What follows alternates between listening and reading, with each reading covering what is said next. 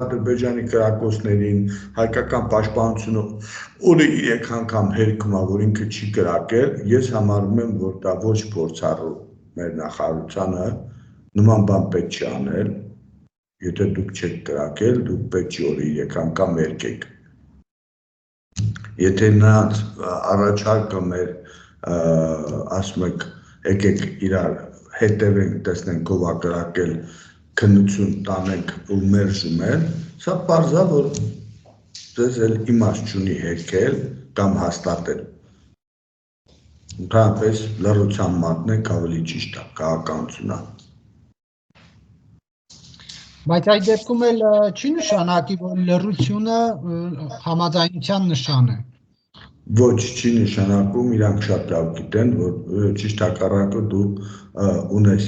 Եվրամիության անդամ երկրների դիտորդները, որոնք շատ լավ առաջի գծում գիտեն ու որևէ քո հերքումը ոչ մի բան չի տալիս։